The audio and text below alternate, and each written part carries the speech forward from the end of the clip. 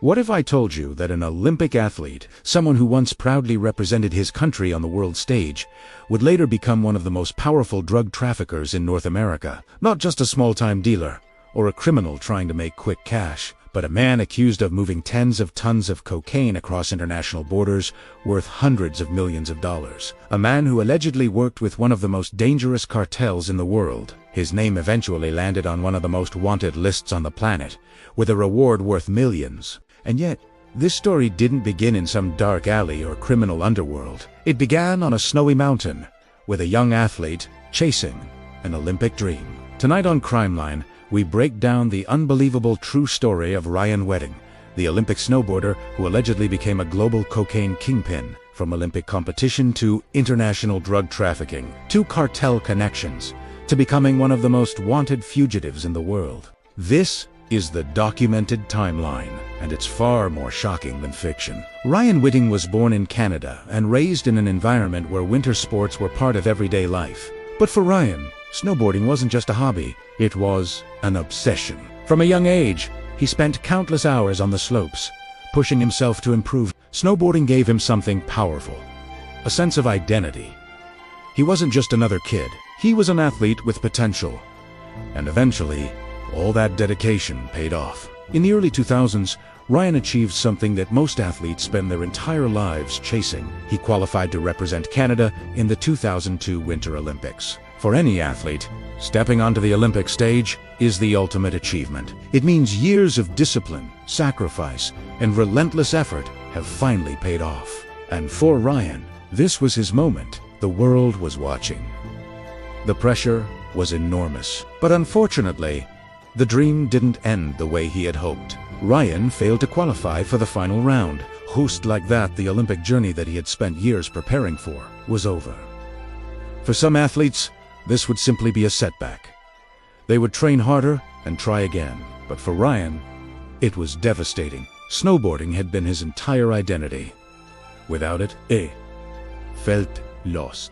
And that loss would eventually send him down a path that no one could have predicted. After the Olympics, Ryan returned to Vancouver. But life after professional sports can be difficult. Without the structure of training and competition, many athletes struggle to adjust. Ryan eventually found work as a bouncer at a nightclub. At first, it was just a job, but nightclubs expose people to a completely different world. A world filled with money, luxury, and influence. And Ryan quickly noticed something. The people with the nicest clothes, the most expensive cars, the biggest stacks of cash weren't athletes. They were drug dealers. Night after night, Ryan watched them walk through the club like they owned the place. They had money, power, respect. Everything Ryan felt he had lost. And slowly, a dangerous idea began forming in his mind. If snowboarding couldn't give him the life he wanted, maybe something else could. Eventually, Ryan made a decision that would change his life forever. He entered the drug business. At first, the operation was relatively small. Ryan teamed up with a friend who owned a warehouse in a rural area outside the city. Inside that warehouse, they built something that would later become the center of a massive criminal investigation. A cannabis growing operation, and not a small one. According to reports, the warehouse contained approximately 6,800 cannabis plants. The scale was enormous. Every month, the plants were harvested and processed. Then the product was distributed to suppliers who moved it through the illegal drug market. And surprisingly, the operation worked. The money started flowing fast. Soon Ryan had everything he once envied. Luxury clothes, expensive vehicles, snowmobiles. A lifestyle funded entirely by illegal profits. For a while, it looked like he had beaten the system, but law enforcement was already getting closer. In 2006, the Royal Canadian Mounted Police received a tip. Someone had information about a massive cannabis grow operation in the countryside. Authorities launched an investigation, and eventually, they raided the warehouse. Inside, officers discovered a staggering amount of cannabis. The estimated street value?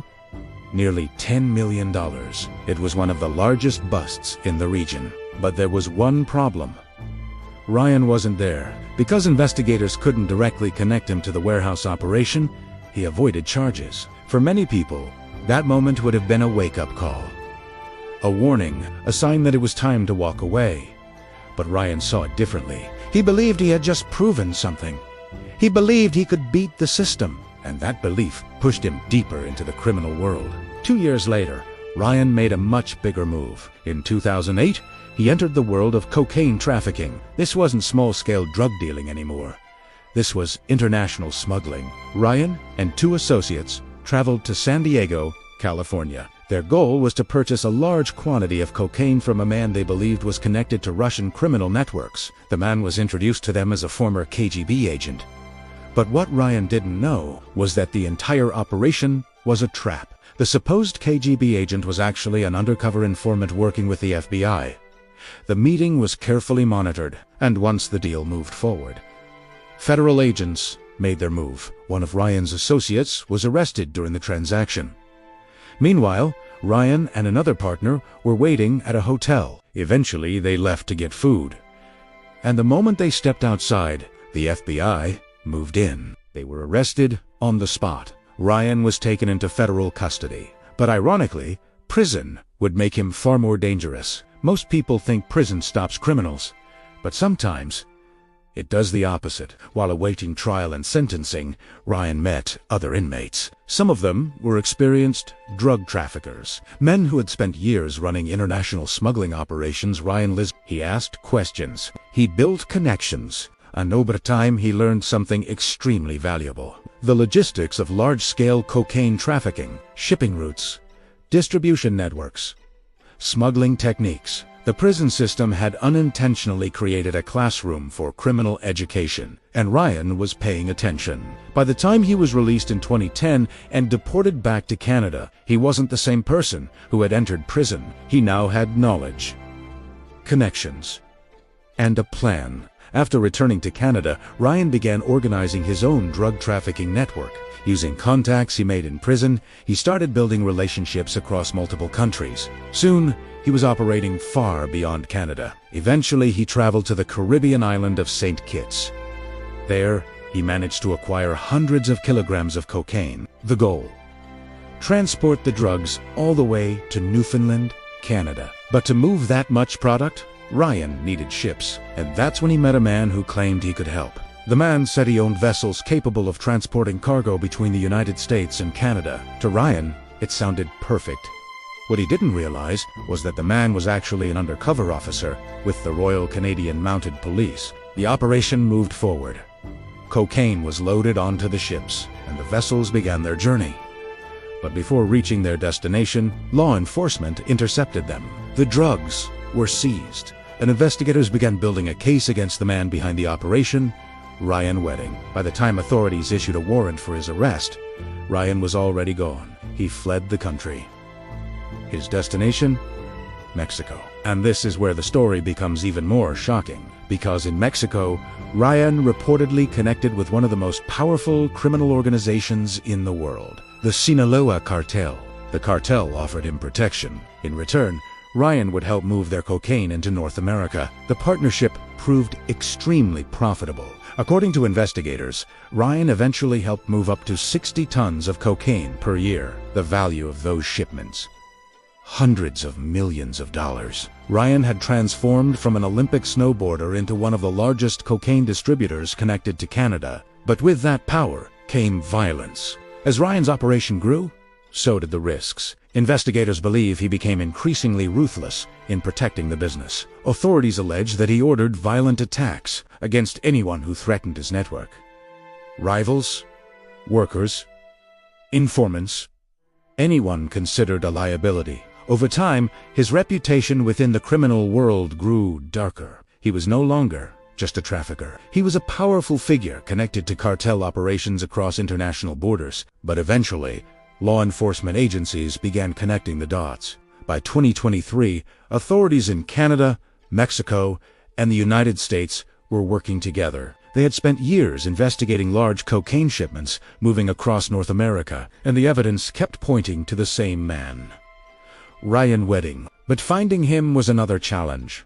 He moved constantly, used aliases, stayed inside cartel-controlled territory. For a while, it seemed like he might escape forever, until one arrest changed everything. In 2024, authorities captured one of Ryan's associates, a man named Jonathan. Facing serious charges, Jonathan made a decision. He agreed to cooperate. He began giving investigators detailed information about Ryan's operation. Safe houses, transportation, routes, members of the network. With this intelligence, law enforcement launched a massive crackdown. They arrested approximately 14 people connected to the trafficking network. They also seized nearly 2 tons of cocaine worth over $30 million. It was a major breakthrough, but it came at a cost. Before Jonathan could testify in court, he was shot and killed. Investigators believe the killing was ordered to silence him, and they suspected Ryan was responsible. After the witness was killed, authorities escalated the manhunt.